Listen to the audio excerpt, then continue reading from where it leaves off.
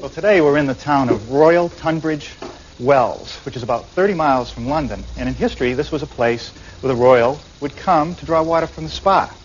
We're in a shop known as Upcountry, and it's packed full of antiques, both English and continental. Look at this armoire, a beautiful pine armoire. And the tag says that it's Danish, and actually it can be yours for about 1,200 pounds. But I know they'll negotiate. And over here, it's a nice farmhouse type of table. This is French, scrubbed pine. You can still feel the wear of the top. This can be yours for also 1,200 pounds. And if you like, you can even pick up the china. Now, this is an interesting piece. There's a little wooden latch, which allows a pair of the legs to swing around so that the top can flip down. It makes it very portable. And what it's for is wine tasting. You could take the table from vineyard to vineyard, set it up very quickly, and try out the wine. Oh, and look at this. All over Britain, I've been looking at pieces with these wormholes. Now, they tell me that the worms are not active, but that the wormholes add a lot of value to the piece. I also think it kind of adds a lot of character. Now, what I brought you to see is over here in the corner. It's just a tall plant stand. It has very delicately tapered legs, an intermediate shelf to hold it all together. Actually, put another plant right here. The rails are just thin pine that sit in mortises, and then, of course, a pine top, place to put your favorite Boston fern. What I like about it is that it's very simple, yet it's elegant, and I think it's going to be pretty easy to build. So maybe we'll do a couple.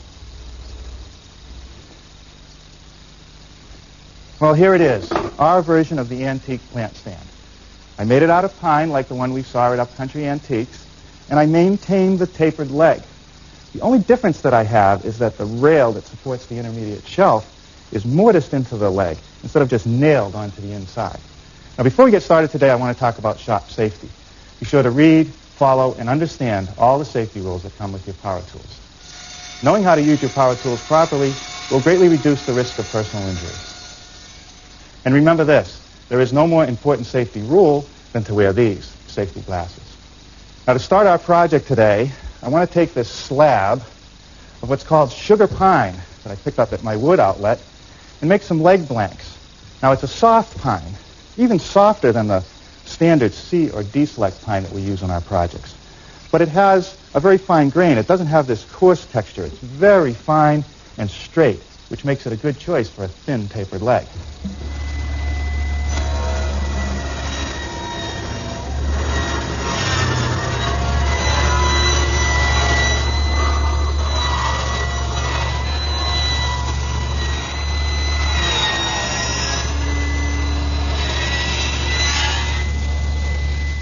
What I have now are 4 blanks that are just a little less than 1 3/8 inches square. And what I want to do is run the pieces through my surface planer so that they end up being 1 1/4 inches square. So the idea is that all 4 pieces want to be exactly the same. So I'll make a pass on one edge, then turn it 90 degrees and make a pass on an adjacent edge on all 4 pieces before I change any setups.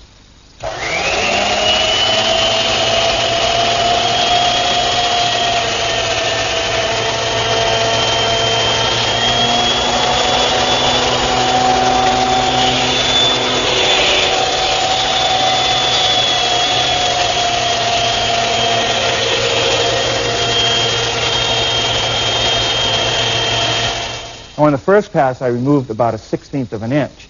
Because this wood is so soft, I'm now going to be able to take it right to 1 1/4 inches and run the other 2 sides.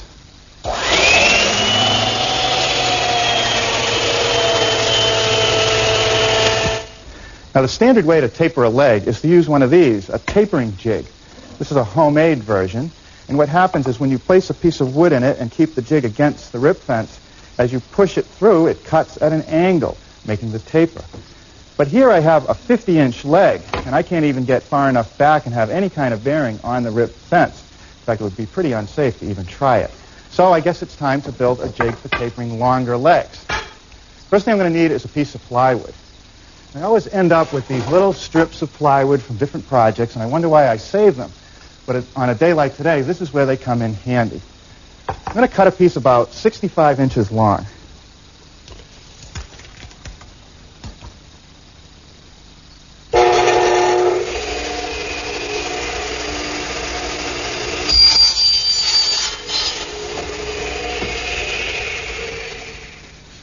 Now this board needs to be about 4 inches wide.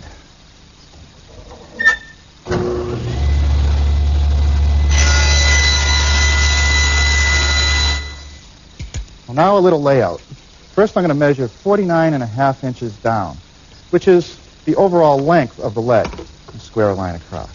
I'm going to come up to this end and measure down 5.5 inches. And that's the amount of the leg on the top that I don't want tapered. Put a line across there. Now we'll put a mark at 1.25 inches, the width of the blank as it stands now.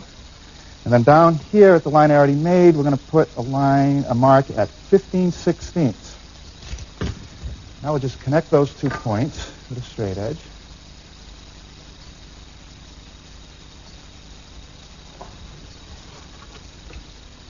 And take this scrap of plywood and fasten it right along the line.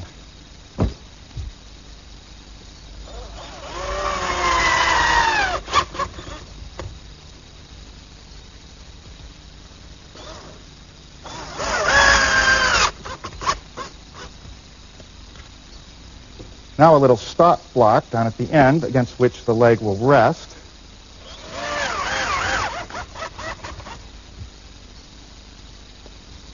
This little scrap of pine is really just a guard to keep the operator's fingers clear of the blade.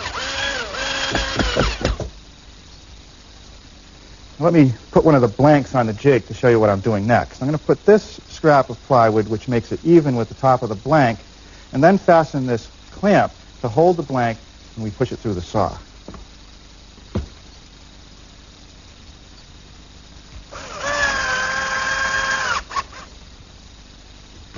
Now to secure the top and bottom of the blank, especially ones that might have a little bit of a curve to them, I'm driving a 4-penny finish nail at the bottom. I'm just going to snip it off so a little sticks out and acts like a little point.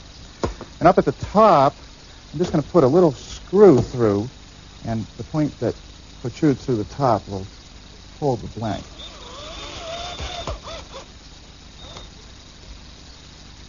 Well, now we'll give the jig a try. First, I'm going to take the blank and push it up against that bottom pin. Give it a little tap to set it. And up here on the top end, I'm just going to squeeze it down onto the point of that screw and tighten the clamp in the middle.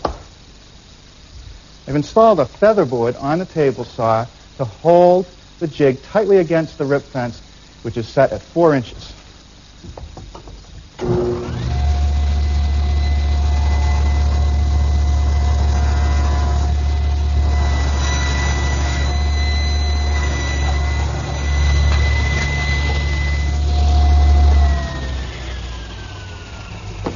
Okay, now I'm going to take the blank, turn it 90 degrees, reset it in the jig, and cut the adjacent side.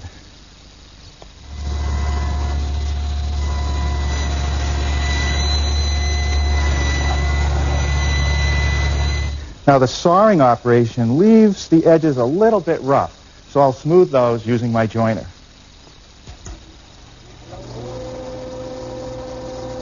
Now it's time to cut the legs to their final length. And if you look at the prototype, you notice that the leg flares out in this direction when you look at it from that side. And when you look at it from this side, it also flares out. So in order for the leg to sit flat on the floor and for the top shelf to sit flat on the leg, I need to make a compound cut. So I've set up my radial arm with the blade tipped at 5 degrees and the arm swung over at 5 degrees. I want to make sure that I hold the outside corner that's straight up against the rip fence. So I put an X mark on each side that's been tapered. We'll trim a little off the top, measure it for length, and cut the bottom.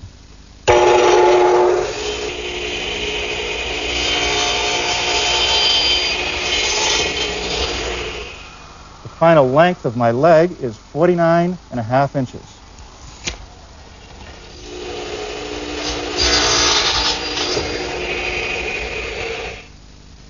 Next, I want to cut the mortises in the upper portion of the leg for the rails. The rails are a 1/2 inch thick, and they just slip into the mortises. To make the mortises, I'm going to use my router table. And I've set it up with a 1/2 inch straight cutting bit, and I've put a piece of tape on it for the leading edge and the following edge of the bit. In the sample, I can show you what happens. Always holding the straight edge of the leg against the fence, we'll make one mortise by starting on the end and running it through until the line on the layout aligns with the line on the table. For the adjacent mortise, I'm going to have to make a plunge cut, dropping it down so that I line with the front pencil mark and just push it through. Well, now with everything set up, we can run the legs.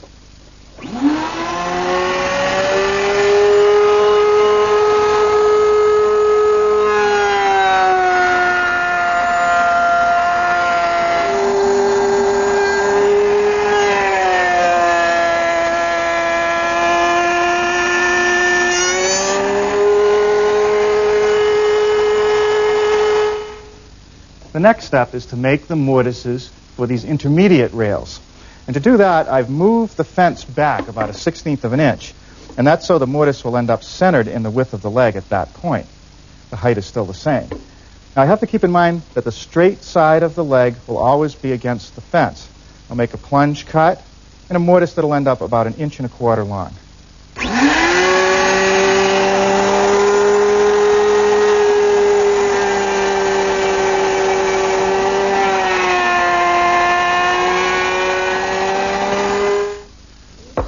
Now, using a sharp chisel, I'm going to square up the bottom edge of all the mortises.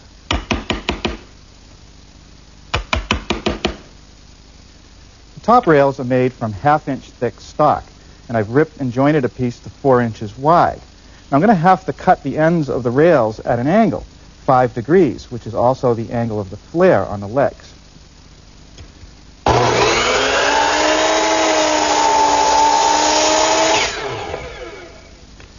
Now, the length of the rail measured at the shortest point, which is across the top, is 5 3/4 strong.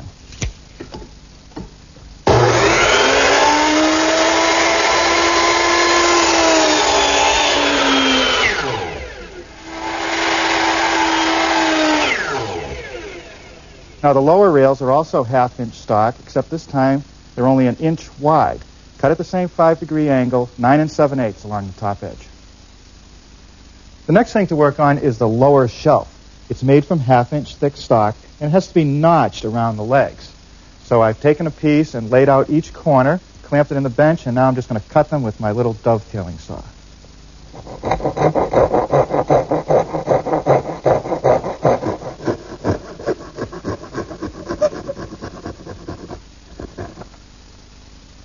Well, now we can begin to assemble it. I'm going to apply a little bit of glue in all the mortises and some on the ends of all the rail pieces.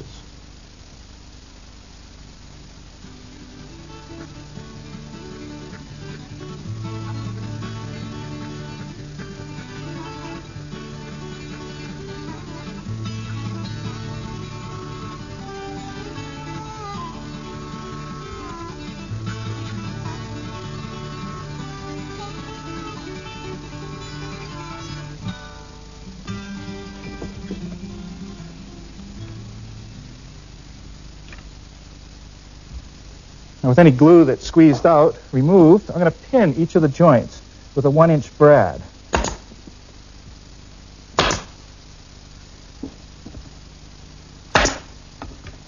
Okay, now let's set this one aside to dry and build another one.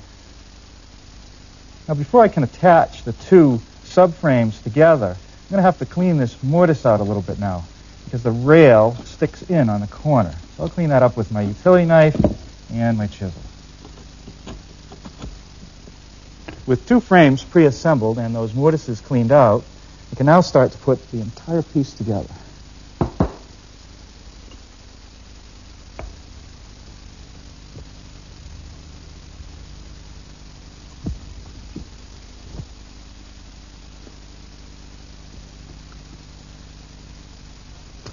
Before I can attach the other pre-assembled frame, I want to put the lower shelf in. When I made the mortises, I overcut them a bit so I would avoid having to square up another corner. And it really doesn't matter because the shelf is going to cover it. Now, this is the last chance to put this shelf in place. And what I have to do now is slip the other frame in, we'll clamp it and nail it together.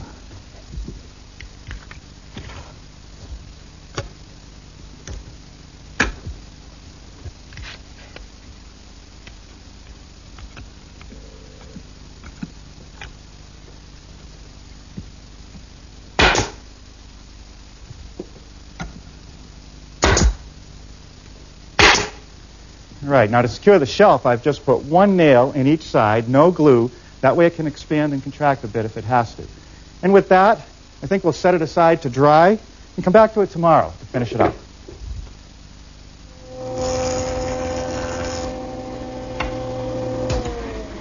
Well, I got started this morning by taking this piece of stock and chamfering the edge using my joiner with the rip fence set at a 45-degree angle. And that's going to become this little molding that dresses up the top shelf. And I find that it's always easier and a lot safer to put the detail on the edge of the molding first and then cut out the smaller piece. It'll take 2 rip cuts to get the final piece of molding. The first one will be for the molding's thickness.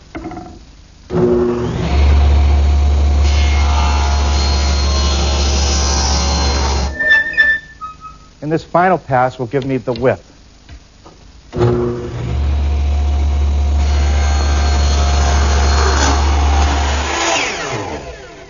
I've set my miter box at a 45-degree angle to cut all the pieces, and they'll be attached in place with some 1-inch brads.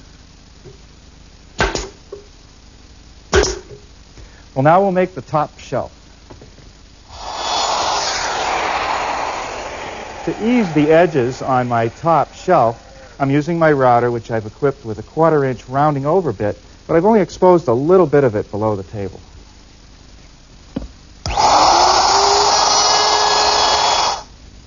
Now to secure the frame to the top shelf, I'm going to use a wedge that I've cut on each end at a 5-degree angle, because the rails also flare at a 5-degree angle. I've cut it a little bit long so that it will just wedge itself in there. Now, to actually secure the top, I'm going to use one 2-inch screw right in the middle. Now, what that does is secures the top shelf firmly to the base, yet it can still expand and contract with changes in moisture. Trying to make this new pine look like that country pine is a really thankless task. Even the pros over in England, who do it for a living, tell me that unless you're willing to take the piece and maybe dip it in a caustic solution and play around with a lot of different stains, it's still not going to come out looking like the antiques. So we're going to try a couple things of our own. Today I'm putting on a water-based stain. The color is called Spanish Oak. And I'm going to put it on with this foam brush to start, nice and even, and then take a rag and wipe off the excess. I'll do the whole piece, getting it as even as possible. After the stain was completely dry, I applied a coat of sanding sealer. And that's a good choice for the first coat because it fills the pores of the wood and it gives me a proper base for the final finished coat. I sanded everything with 220 grit sandpaper, and I filled the nail holes with this soft putty. Now, it comes in a whole range of colors, and I simply found the one that was closest to my stain color and filled the holes. Now, it's soft, and it won't fall out of the holes later on because it doesn't dry out. With everything tacked down or all the dust removed, I'm ready for the final coat, which will be a gloss polyurethane. It's a water-based, so it dries fairly quickly. I'll put on one coat, let it set for about 20 minutes, give it a light sanding, and put on the final coat. And then it'll be ready to use. Hey, look at that. It works. And you know, I think we're getting real close with our combination of stains and polyurethanes to that English country pine look. Norm's back with more new Yankee tricks after the break before the cutting-edge woodworker takes over at 2:30.